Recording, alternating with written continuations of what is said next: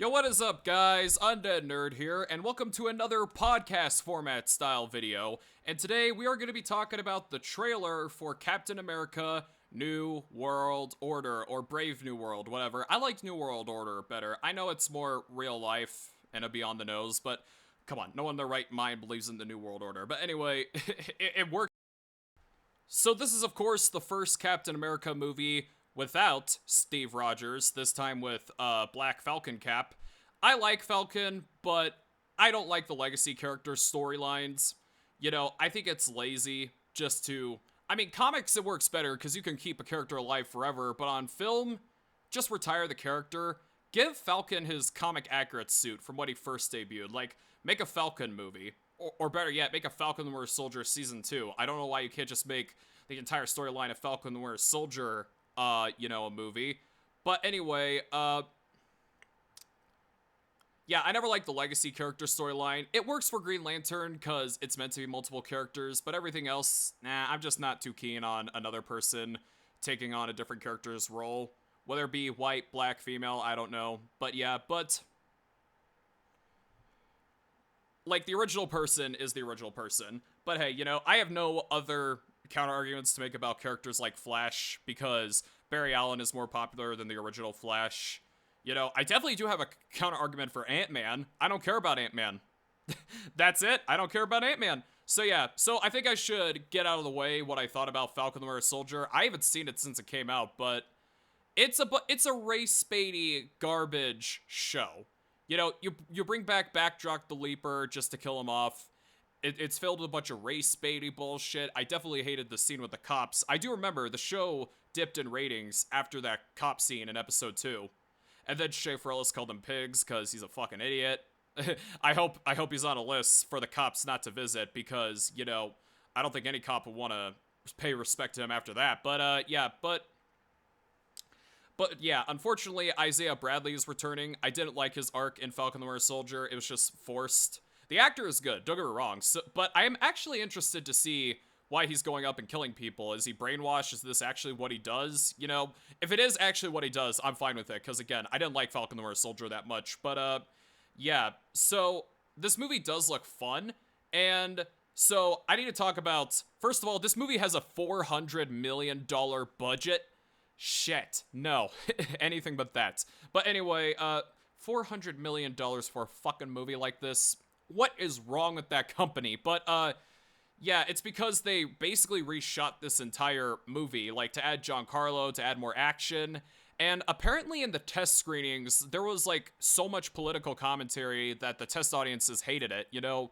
They basically said it slowed down the movie, so hopefully they remove it here. Some people might say that it's still political with the whole President Thunderbolt Ross, but that's not the political stuff I'm concerned about.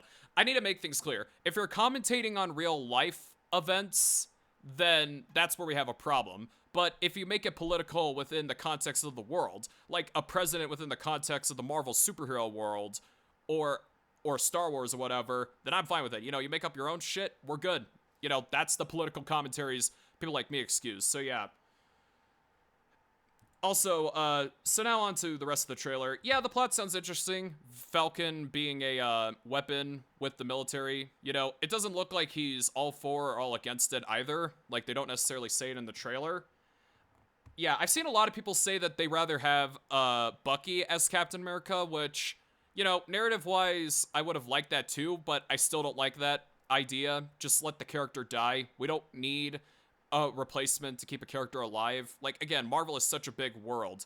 All right, you can keep characters like Daredevil alive because he barely was in the main MCU. I mean, he is in the MCU, but barely in the main MCU, like in the movies, you know? But speaking of legacy characters, we are still getting new Falcon, which, why do we need a new Falcon? We already have Sam. It's just lazy, all right? Especially since he's Latino. It's a lazy attempt at representation when you got White Tiger or you got Ajax from the Eternals right in front of your ass, Marvel. But yeah. Yeah, hopefully his screen time is limited, because I think he's just a lazy-ass character. But I will say this. Speaking of characters, I'm pretty upset that they removed the Serpent Society from the movie, because the Serpent Society, unlike Red Hulk and the Leader, I think they did not remove the Leader. Yeah, the Leader, played by Tim Blake Nelson, is supposed to return.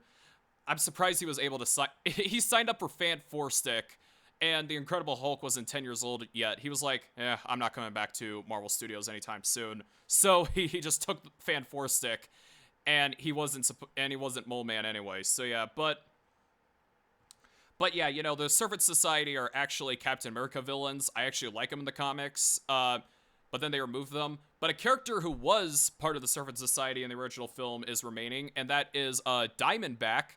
And, you know, again, it's stupid for a company that likes to preach about representation and diversity and how awesome women are. They want the post-2014 characters instead of the old retro female characters. It's stupid, I know, but hey, you could have done Diamondback, like she was in the 90s Captain America comics, because, you know, in Captain America, he first went from, you know, Cap to his sidekick Bucky. Yeah, Bucky was more of a child sidekick in the comics, which I'm fine if they don't adapt that, because, you know, Winter Soldier's amazing. Then there's Captain America and Falcon. Then there's Captain America, Falcon, and Cersei. I don't remember who the other girl was. I think it was Agent Carter. I don't know. Sharon. I don't know. I don't read that much Captain America, but I am starting the 90s run. I'm loving it. And then there's Diamondback. Diamondback is awesome. She just throws diamonds. I can't wait to see what they're going to do with her here. But the most important thing about this trailer is Red Hulk. Now, I can't wait to see what his face is going to look like. It's just basically going to be Harrison Ford. But I also like how they make a joke saying that he shaved his mustache so he's unrecognizable. I've known so many people in my personal life who's like that. And what's very hypocritical is that they recast Thunderbolt Ross and not T'Challa. I can see why, because T'Challa is more iconic than Thunderbolt Ross, but it's like, come on, people. Especially Chadwick Boseman's brother has been very critical as to what Marvel has been treating the character T'Challa as of late, because apparently the reason why we have T'Chaka in X-Men 97 instead of T'Challa, because, like, Marvel has a rule now that they can't use T'Challa anymore to pay respect, quote-unquote, to Chadwick Boseman. And then Chadwick Boseman's brother came out and said, so there could be millions of white Supermen, but there can't be millions of black T'Challas. Which, race art aside, I agree with him. You know, again, it's very hypocritical, and I think it's way more disrespectful, especially since, in context of X-Men 97, it's a different medium, it's a different universe. Like, that's way more disrespectful than paying homage to him, like, dedicating an entire movie, capitalizing on his death. But anyway, so yeah, you know, I still think it's kind of disgusting that they make exceptions when it comes to recasting, but yeah. But Harrison Ford, I love Harrison Ford. Top 10 favorite actors of all time. There's a reason why Indiana Jones is on the thumbnail. But, yeah, I'm excited to see the Red Hulk. You know, I've seen a lot of people say the CGI is bad, which I kind of had this same defense when the She-Hulk trailer came out. Like, the CGI looks like shit. Then I'm like, don't worry, they're still working on it. I don't think Red Hulk looks too bad, but, I mean, they could always still work on it, but probably not, you know. They got a few months left, so maybe. But yeah, so yeah, I'm excited to see Red Hulk in this movie. I can't wait to see how that fight's gonna go, like, with Falcon and, Red Hulk, but yeah. Especially the leader. I believe they're going to save the leader for a lot more movies. But yeah, you already got Abomination. Apparently there's a World War Hulk movie in development, but honestly, if I were Disney and Marvel, I'd make a Hulk movie regardless of Universal, because, you know, not just because you did it with Sony and Spider-Man, but it's just because for the sake of the normies, like, not for the fans, not for money, just for the sake of the normies. Because they're like, hey, why hasn't there been another Hulk movie? Because they don't know about all the rights shit. But, yeah, I mean, if Mark Ruffalo's gonna be in this movie, I probably will not see it, because I fucking hate him. He's a terrible human being.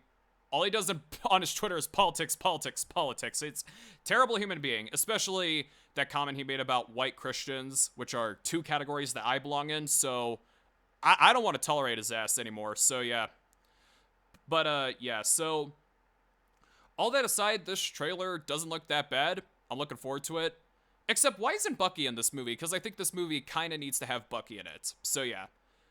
But, yeah, and that new poster with Red Hulk's hand on the shield, that looks fucking awesome. And Red Hulk was my childhood, so I'm excited to see Red Hulk in this movie. I got a figure of him up there. If you notice that the mic kind of blurred out a little, that's because I turned my head. Yeah, I kind of agree with Nerdrotic. As I get older, the idea of there being multiple different colored Hulks is stupid and kind of, you know, prevents a diverse roster in a way. But, again, Red Hulk was my childhood. I grew up with him more than Miles Morales, because I don't think Miles Morales became popular until the Spider-Verse movies, which that movie came out till when I was 12. So yeah, so yeah, I'm not saying I'm super excited for this movie, but I'm down. And I think Red Hulk is going to be the main advertising for this movie. Because, you know, Red Hulk was very successful when he was a thing, which makes sense because he's an interesting concept. So, yeah, this movie doesn't look terrible. Please, if this movie turns out to be good, all right, if you remove the political shit and just make it a fun superhero movie that just happens to be about politics and context of their world, please, if it's good, don't fuck up Fantastic Four and Blade, because those two have been through hell also. All right, that's the end of the video, and I'll see y'all later. Bye.